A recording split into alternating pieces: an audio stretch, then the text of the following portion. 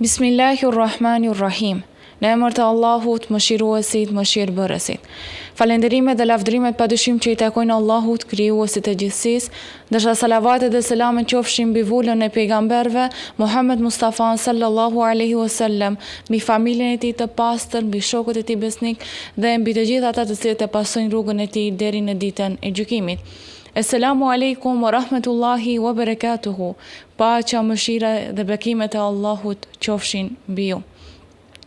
Të dashur teleshikues të televizionit Koha, mirë se po takohemi edhe në këtë edicion të radhës të podcastit ton Reflektime Ramazani, ku ne synojmë të reflektojmë së bashku mbi vlerat, besimin dhe kuptimin e jetës sonë. E ne sot do të flasim një temë shumë të rëndësishme për qëllimin e jetës në Islam. Një temë e cila prek çdo njeri, pavarësisht moshës, pozicionit apo rrethanave të jetës.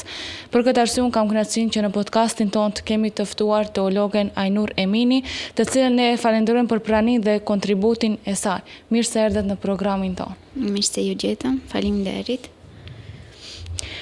Tema që keni zgjedhur vërtet është një temë e cila na bën të ndalemi dhe të reflektojmë pak mbi veten tonë, sepse në këtë ritëm të shpejtë të jetës të cilën neve e kalojmë, shpesh harrojmë të ndalemi dhe të pyetim veten tonë për ato pyetje të rëndësishme të cilat ne duhet t'ja bëjmë vetes tonë. A mund të na thoni sipas mësimeve islame pse ne jetojmë? Apo cili është ai qëllimi i vërtet i ekzistencës së njeriu në jetën e kësaj bote? Së pari, përshëndetjen islame, selamu alaikum wa rahmatullahi wa barakatuhu, paqja, mëshira, bekimet e Allahut qofshin mbi gjithë ju. Faleminderit edhe një herë për ftesën. Dash Zoti këtë muaj të bekuar të Ramazanit të reflektojmë më ndryshe, më të gjallëruar, më të bindur ndaj Allahu xhaleshanuhu dhe të jetë një Ramazan që do të na gjallërojë në zemrat tona. Inshallah. Sa i përket temës së sotme, është një temë pak delikate, është një temë të cilën çdo kush ka nevojë për një përgjigje të pyetjes pse unë jam në këtë botë. Çdo njeri, sipas Islamit flas, çdo njeri nuk jeton jetën e vet pa qëllim. E ka një qëllim të caktuar dhe padyshim se ky qëllim qen ka adhurimin ndaj Allahut xhaleshanuhu. Duke mos thënë se do me thënë se Islami nuk e paraqet atë se vetëm nëpërmjet ritualeve ne ta jetojmë qëllimin e jetës sonë. Mirë po, ta jetojmë atë me qëllimin të kemi një mënyrë jetese plot të ndërgjegjshme, me drejtësi dhe me durim të cilën e posedon çdo person dhe mundohet që ta jetojë jetën e tij me qëllimin e tij. Allahu fuqiplot në ajetet kuranore tregon se njeriu nuk është i krijuar rastësisht. Pra jeta jon ka një qëllim të shenjtë dhe të qartë. Dhe unë pikërisht dua të ndalem tek një fjalë shumë e rëndësishme e cila na bën ta kuptojmë këtë mision. Pra ajo është fjala adhurim. Çfarë do të thotë në të vërtetë të adhurojmë Allahun xhaleshanuhu dhe a është adhurim vetëm namazi, agjerimi apo është pra adhurimi është një mënyrë jetese? Po, është shumë e saktë se do me thënë me adhurimin ndaj Allahut xhaleshanuhu paraqet atë lidhjen apo atë lidhjen shumë të ngushtë mes individit dhe Allahut xhaleshanuhu dhe me adhurimin ndaj Allahut xhaleshanuhu paraqet një mënyrë jetese se si njeriu e cakton atë qëllimin, drejtimin ka po shkon jeta e tij. Kur flas për adhurimin, ashtu siç thash edhe më lart, nuk do me thënë se ashtu siç përmend edhe ju, vetëm faljen e namazit, apo agjerimin e Ramazanit, apo rritjeve fetare tjera. Këtu ne kuptojmë çdo veprim, sado që i vogël që të jetë me sinqeritet, me ndërgjegjësim dhe me përgjegjësi që e përmbajmë, kjo shkon në adhurim drejt Allahut xhaleshanuhu. Kjo përmban një fushë më të gjerë që e cakton domethënë atë adhurimin që ne ta bësojmë Allahun xhaleshanuhu dhe çdo vepër të cilën e vendosim në jetën tonë, qëllimin tonë në emër të Allahut xhaleshanuhu e kryj këtë punë, atëherë ajo domethënë shkon në qëllimin e jetës tonë. Dhe kur njeriu e vendos adhurimin e Allahut pjesë të jetës vet, atëherë kjo jeta vet merr një kuptim të plot, merr një kuptim se domethënë ky që ka qëllimi i jetës time se unë pse jetoj këtu.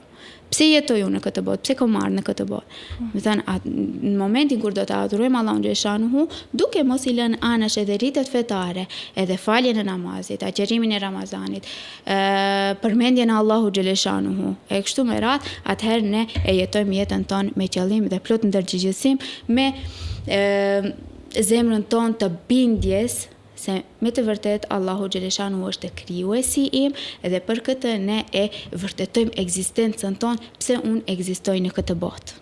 Pra nga kjo e gjitha të se njuve thatë, ne kuptojmë se qëllimi jonë nuk është i rastësishëm, mirë po është i lidhur drejt për drejt me besimin dhe me përgjegjësinë të se neve kemi përpara Allahu xhaleshanuhu. Mirë po megjithatë ne në realitetin e sotëm shohim se shumica e njerëzve jetojnë brenda një rutine të përditshme. Pra të përfshin në angazhime, në shqetësime të vazhdueshme, pa u ndalur pothuajse vetëm një herë, të paktën një herë të ndalet dhe të bëjë një pyetje vetes vet se pse unë jam në këtë botë. Si e shpjegoni ju këtë fenomen? Po. Duke e parë, ashtu siç thatë se do me thonë, unë e krijoj një rutinë në ditën time, si njeri zgjohem në ora 7 e kam caktuar alarmin, zgjohem në ora 7, shkoj në punë, kryej mëngjesin, vi nga puna, i kryej detyrat e shtëpisë, çfarë kam, vjen mbrëmja dhe kështu mbaron dita, njëjta fillon edhe e nesërmja. Kështu do me thonë çka është që ka rutinë. E do me thonë lind këtu shumë pastër pyetja pse jam unë në këtë botë. E për t'i dhënë përgjigje, do me thonë këtë rutinën e marrim shumë neglizhencë, do me thënë rutinën e marrim shumë pjesë të pahishme, ti them. Unë i kam të njëjta gjëra çdo ditë. Pse jam unë këtë botë? Pse i kam unë këtë rutinë çdo ditë? Duke mos anashkaluar, Islami thotë se rutina është një pjesë e personit, do me thënë pjesë jetës së personit. Atë nuk duhet ta anashkalojmë. Ajo është një fushë e gjerë ku ti e bën planifikimin e ditës tënde. Nuk e jeton jetën apo ditën tënde ti them shkele shko, pa asnjë plan, pa asnjë orar, pa asnjë, ti e kryen detyrën tënde, edhe duke mos anashkolluar edhe adhurimin e Allahut xhaleshanuhu, e këto krejt lidhen me njëra tjetrën, pse unë do me thënë që kam në këtë botë, duke jetuar jetën me renditje, do me thënë nuk kam bosh une. Dita ime nuk do të shkojë bosh duke e krijuar atë rutinën time dhe i vendos një pyetje se pse unë jam në këtë botë. Pse se kam ardhur të punoj, të adhuroj Allahun xhaleshanuhu, të kryer detyrat e mia. Islami këtu nuk e bën përjashtim atë të jetosh.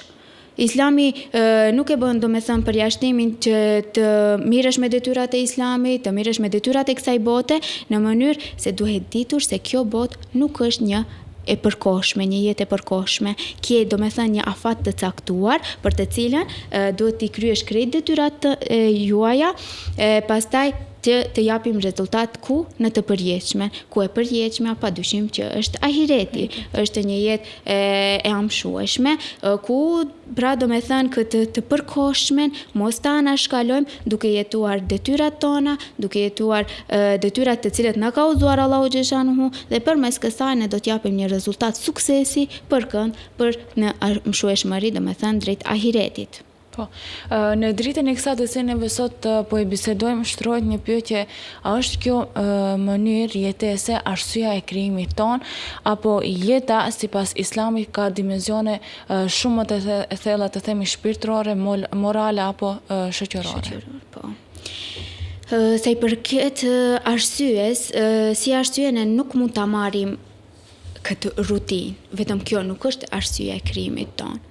Kjo, si që thatë edhe ju, është më e thelluar, më e gjerësishme, si që përmendet edhe ju më parë, kemi dimensionin shpirtëror, kemi dimension moral, kemi dimensionin shoqëror, ku me dimensionin moral, me dimensionin shpirtëror mund të kuptojmë lidhjen që ka individi me Allahun xhaleshanuhu, nëpërmjet se njeriu të di se unë e kam krijuesin tim dhe unë kam lidhje me krijuesin tim si njeri individ dhe çdo gjë që posedoj unë do me thënë e paraqes para Allahut xhaleshanuhu krijuesit tim, sepse një ditë do dalim para tij. Pastaj kemi edhe dimensionin moral, edhe ky dimension ka për qëllim ato të drejtat tona të cilët i kemi në jetën tonë, përgjegjësitë tona, si do të sillemi me moral, me durim, përgjegjësi, drejtësi e kështu me radhë. Dhe dimensioni shoqëror që ka të bëjë se njeriu nuk është i izoluar dhe i vetëm në këtë botë. Ai ka detyra ndaj vetvetes së tij, ndaj shoqërisë dhe po ashtu edhe ndaj familjes. Secili prej nesh çdo ditë ngrihet në mëngjes, punon, lodhet, jep kontributin e tij, mirë po unë dua të di a jemi këtu rastësisht, apo çdo jetë ka një kuptim të veçantë apo një mision që është dhënë nga ana Allahu xhaleshanuhu. Pra në këtë kontekst, a mund të na shpjegoni se si na shpjegon Islami këtë realitet, apo si na udhëzon Kurani dhe Sunneti i pejgamberit alayhis salatu vesselam që ne ta kuptojmë qëllimin e jetës tonë dhe rolin tonë të cilin ne kemi në jetën e kësaj bote. Si fillimisht, ashtu siç përmenda edhe më lart, do me thënë, ai qëllimi kryesor duhet ta dim se me të vërtet kjo kohë nuk është e përjetshme, kjo kohë është e përkohshme. Andaj duhet vlerësuar çdo minutë dhe çdo ditë pa mos humbur kohë as pak, sepse është e përkohshme dhe si thon, sot jemi, nesër nuk jemi. Duhet ta vlerësojmë çdo minutë të cilën shkojmë edhe të japim kontributin më të madh të jetës sonë jo për këtë botë, të japim kontribut për botën tjetër. Do të shohim sukses edhe në këtë botë, mirë po edhe në botën tjetër. Mos të mashtrohemi në këtë botë, pse? Sepse kjo nuk është vetëm një gënjeshtër, një errem që na mashtron kjo dynja, si thon. Nuk është e vërtet, është e vërtet, mirë po është e përkohshme, ka një fund, ka një destinacion final apo përfundimtar. Do të përfundojë një ditë. Dhe çfarë? Neve na jep të punojmë maksimum dhe këto fjalë nuk janë vetëm nga një njerëz që shpallen, mirë po nga kush? Nga Kurani famullar, ku vetë Allahu xhaleshanu thot Bismillahirrahmanirrahim: "Wa ma khalaqtul jinna wal insa illa liya'budun." Nuk i krijova gjindet dhe as njerëzit përpos që të më adhurojnë mua. Do me thënë çfarë qenka? Do me thënë qenka ajeti kuranor, ai i cili e vendos ka vullën, sepse Allahu xhaleshanu neve na pas ka krijuar. Pse na pas kemi ardhur në këtë dynja, pse ne pas kemi ardhur që të jetojmë këtë jetë, pse ne të veprojmë në këtë jetë, veprat tona, qëllimet tona, për kënd t'i bëjmë? Për Allahun xhaleshanuhu, për krijesin ton. Dhe do me thënë kemi ajet kuranor tjetër, ku vetë pejgamberi Allahu xhaleshanuhu thot, në vërtet a mendoni se ju krijuam kot dhe se nuk do të vini përsëri tek ne? Do me thonë, pas ka dy përgjigje këtu Allahu xhaleshanuhu. Na jetë se ai na pas ka krijuar neve për të jetuar në këtë botë, për kënd, për të adhuruar atë, dhe se do të kthehemi përsëri tek ai. Gjithashtu edhe në sunetin e pejgamberit sallallahu alaihi wasallam kemi mësime të shumta nga jeta e pejgamberit sallallahu alaihi wasallam, ku thotë se në këtë botë jetoni sikur se jeni udhëtar. Pse udhëtar? Se udhëtari kur niset për një qëllim në një rrugë, ai e ka qëllimin e caktuar ku do të shkojë në atë vend. Dhe gjatë atij vendit ai ulet dhe pushon ndëkund. Dhe ne jemi gjatë atij udhëtimi. Do me thënë jemi në pjesën ku jetojmë edhe pushojmë këtu. Mirë po nuk është përfundimi ynë. Do me thënë puno derisa të arrish në destinacionin tënd, përfundimtar dhe atë final. Po ashtu edhe kemi se hadithin tjetër të pejgamberit alayhis salam ku thotë innamal a'malu binniyat, me të vërtet veprat vlerësohen sipas qëllimit, niyetit, do të thënë të veprojmë në këtë botë, të jetojmë me niyetin, qëllimin, do të thënë të caktuar se çfarë kemi. Veprën nuk duhet se për ta parë ne e shohim krejt se kush çfarë bën, vetëm sipërfaqen e shohin. Askush nuk e sheh se çfarë niyeti dhe qëllimi bën ai person. Për këtë nuk duhet parë se çfarë bën vetëm ai person, por çfarë qëllimi ka pas në zemrën e tij, çfarë niyeti ka pas. Ndoshta mund të reflektoj diçka ndryshe, për shembull, thehet diçka. Mirë, po nuk e din se ai pa dashje e ka bë atë thirrjen. Dhe për këtë mos ta shohim vetëm sipërfaqen, por të jetojmë me niyet, me qëllimin ton të caktuar, dhe kështu jeta jon do të merr një kuptim të gjerë dhe për atë qëllimin ton të cilën kemi ardhur në këtë botë. E nderuara teologe, ne shpesh kur i shohim njerëzit të cilët i kemi rreth vetes tonë, të themi, duket sikur kanë shtëpia të bukura, duket sikur kanë pasuri apo kanë ndonjë pozitë, të themi, mirë po sikur, domethënë aspektin e jashtëm ne shohim se i kanë të gjitha. Mirë po sikur në brendësinë e tyre ka një zbrastir apo një bushllëk i madh. Pra, si është e mundur që dikush kur ne shohim se duket se ka gjithçka mirë, po në brendtinë e tij ka një bushllëk të madh. Pra pse ndodh kjo? Çfarë realisht u mungon këtyre personave pra që zemra e tij të gjejë qetësinë e vërtet? Po. Është një realitet i hidhur, mund t'i them, është një realitet që fatkeqësisht në kohët e fundit të gjithkush ndihet ky emocion, të them kjo ndjenjë. Është një lidhje ku të gjithë njerëzit e posedojnë kohët e sotme. Është një realitet i hidhur, domethënë ka gjithçka që e rrethon në të mirë, çdo të mirat i ka. Edhe për fëmijën kur themi tash, shiko, ky fëmia krejt mirat i ka, ama nuk janë ndjen të mira. Ama para nuk kam pas asgjë, mirë po kanë qenë të lumtur, krejt i kanë pas. Sot fatkeqësisht edhe njerëzit e rritur krejt të mirat kanë, çdo gjë që e rrethojnë, pasuri, famë, status, çdo të mirë që ekziston, mirë po kur bjerë të fileja, ai ka një bushllëk të tij. Zemrën e ka bosh. Ka ndjenjë zbrastir me të vërtet. Nuk e di, dhe kjo zbrastia nga kush rrjedh, nga ajo anashkalimi apo t'i them mos marrëdhënia në kontakt me Allahun xhaleshanuhu. Do me thënë të lidhemi fort me Allahun xhaleshanuhu, falim namazin po, mirë po nuk jemi me mendja aty.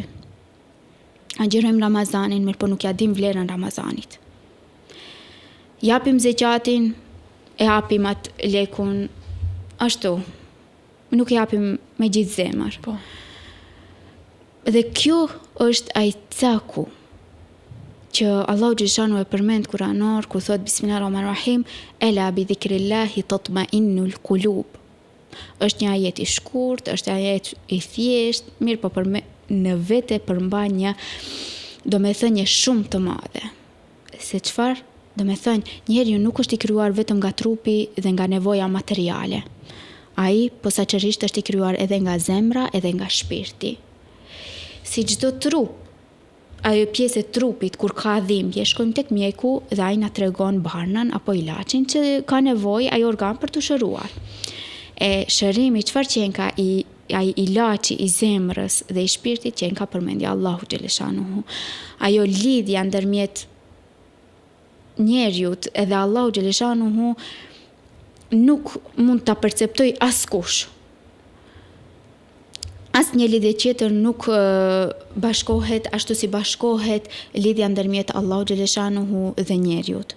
Ajo lidhje duhet të jetë e fortë, duhet të jetë çdo herë të përmbaj një lidhje të fortë, domethënë kur ta falim në namazin, të jemi me të vërtetë të lidhur për Allahun xhaleshanuhu. Në momentin kur thojmë Allahu Ekber, thot edhe pse ngritën duart, thot lere pas këtë dynja, lere pas këtë jetë që të lidhes me krijuesin tënd. Çdo gjë lër pas dhe lidhu me krijuesin tënd që të gjej paqe zemra jote, shpirti jot dhe kështu ta jetojmë jetën me qëllimin ton dhe kur domethënë krejt njeriu i ka krejt të mirat, mirë po nuk e ka këtë lidhje ndërmjetësim marrëdhënie me Allahun xhaleshanuhu, atëherë zemra ka një boshllëk edhe suksesi ka ankth. Domethënë edhe palesana të mundohena të bëjmë gjëra të mira, krejt të mira i kemi ama zbrasti, askush nuk do ta heq përpos ajo lidhja jote me Allahun xhaleshanuhu, përmendja jote ela bi dhikrillahi tatma'innul qulub, domethënë ta qetësoj ajo fjala jote kur ta përmendesh Allahun xhaleshanuhu la ilaha illallah, Allahu Ekber, ajo ta qetëson me të vërtet zemrën tënde dhe të bën të jetojsh me qëllim, të jetojsh se unë me të vërtet unë kam krijuesin tim, unë kam Allahun xhaleshanuhu, unë do të vazhdoj të punoj, të kërkoj, të drejtoj këtë botë që të përfitoj dashurinë Allahu xhaleshanuhu dhe të përfitoj ahiretin. Dhe ne duke reflektuar mbi gjithçka të cilën ne biseduam deri më tani, qëllimin e jetës, adhurimin dhe qetësinë e zemrës, atëherë unë do doja t'ju pyesja, a është ky destinacioni im përfundimtar apo kjo është thjesht një provë e përkohshme që ne ta fitojmë kënaqësinë e Allahu xhaleshanuhu dhe botën tjetër ahiretin. Po, ashtu, do me thënë është një temë, mund t'i them pak si e ngjashme, se përmendëm fjalë të njëjta gjatë temës, mirë po secila e ka peshën e vet. Po. Edhe këtu, do me thënë, kjo nuk është bota jonë, ashtu siç e përmenda më herët, është një botë e përkohshme, është një jetë e përkohshme. Do të përfundoj një ditë kjo jetë. Si kam përfunduar gjyshrit ton, stërgjyshrit ton, e kështu me radhë, do përfundojmë edhe jetët tona, do të përfundojnë dhe do të vazhdojnë jetën e amshueshme. Do me thënë, pas ka një përfundim kjo jeta jonë, pas ka përfundimin do me thënë në jetën tjetër, në jetën e amshueshme. Ky duhet ta marrim parasysh se Islami nuk thot se po kjo jetë nuk ka përfundimin e vet. Dhe pastaj vazhdon destinacioni tjetër përfundimtar, që është ahireti. Thot mos i lën të gjitha punët, hajt se kjo kohë është e përkohshme, mundohu që të punosh me drejtësinë, ndërgjegje dhe durimin tënd, do me thënë jep kontributin tënd të madh në këtë jetë. Këtu Islami do me thënë na mëson balancën e jetës. Thot jeton në këtë botë me këmbë në tokë, por lidhe thot zemrën tënde me ahiretin, me jetën e amshueshme. Shumë pastër dhe shumë qetë na tregon Islami për jetën tonë, se kjo jetë po është e përkohshme, mirë po jep kontributin tënd, mos e lejo që të kaloj koha, edhe në mënyrë që të japësh rezultat dhe sukses në jetën e amshueshme, do me thënë ahiretin. Dhe ne vetëm se po ja afrohemi fundit të kësaj bisede kaq frymëzuese të cilat e biseduam deri më tani, dhe për ta përmbyllur unë për pyetjet e fundit dua t'ua drejtoj juve, është se në qoftë se sot do të ishte dita e fundit e juaja, atëherë se do ta përmbyllit ju këtë kapitull? Nëse sot do të ishte dita ime e fundit, nuk është një pyetje e thjeshtë, është një pyetje me të vërtet shumë e rëndësishme dhe një pyetje që përmban me të vërtet një peshë shumë të rëndë. Nëse sot do të ishte dita ime e fundit, do ta përmbyllja këtë kapitull me një mesazh të thjeshtë, mirë po thelbësor. Mos e jetoni jetën pa qëllim. Jetoj jetën me qëllim, do me thënë adhuroja Allahun xhaleshanuhu. Koha na është dhuruar si një dhuratë shumë e quajshme. Ditët kalojnë, mirë po ato nuk kthehen pas. Ditët kalojnë, mirë po ato nuk kthehen pas. Do të thosha njerëzve se mos të matin vlerën e kësaj bote me gjërat të cilat i fitojnë, por me gjërat të cilat bëhen njerëz. Kjo jetë nuk është jetë pa gabime, është jetë me pengesë dhe me shpresë e me përmirësim. Do me thënë, nuk ka jetë që neve nuk bëjmë asnjë gabim. Edhe pejgamberi, si pejgamber, ka pas gabimet e veta. Mirë po, thot, njeriu nuk ka asnjë njeri, asnjë bir i Ademit nuk është pa gabimtar. Mirë po, cili është më i miri, ai i cili pendohet. E për këtë të pendohemi, të kthehemi në rrugt të Allahu xhaleshanuhu, ta dim vlerën e kohës dhe të dim se askush nuk është dera e mbyllur tek Allahu xhaleshanuhu. Te askush nuk është. Dhe me thënë tek Allahu xhaleshanuhu të gjithë kemi derën hapur, edhe se duhet të jetojmë me shpresë tek Allahu xhaleshanuhu derisa kjo zemër do të rrahë. Dhe mbi të gjitha duhet të dimë se kjo botë është e përkohshme, ndërsa këtu jesin, do me thënë besim veprat, qëllimet, sakrificat tona që do t'japim, sprovat të cilët i kemi jetuar. Njeriu do me thënë këtë jetë do t'a di se është e përkohshme edhe do të sprovohet në të mirat dhe vështirësitë e tij.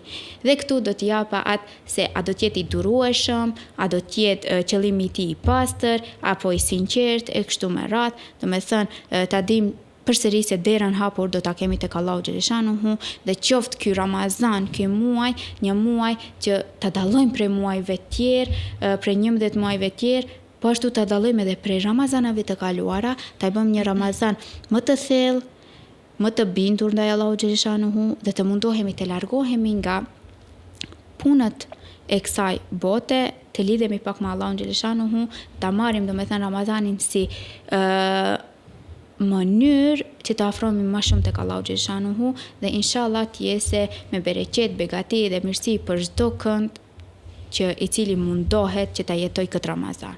Amin inshallah. Faleminderit shumë. E nderuara teologu, ne ju falenderojmë shumë që ishit pjesë e podcastit ton. Ju falenderojmë të sjellni nda kohën të jeni këtu me ne dhe të ndani me ne dhe me televizionistët tanë këto mesazhe kaq të bukura dhe të vlefshme. Ishte nder që t'ju kemi sot me ne këtu. Faleminderit shumë. Inshallah Allahu xhaleshanuhu ua pranoft agjerimin dhe çdo lutje të bërë në këto ditë të shenjta. Amin inshallah. Të dashur televizionist, kjo ishte e gjitha që kishim nga emisioni podcast e Ramazani. Ne ju falenderojmë që ishit me ne dhe na ndoqët deri më tani. Deri në takimin e radhës, qofshin në mbrojtje të Allahut fuqiplot.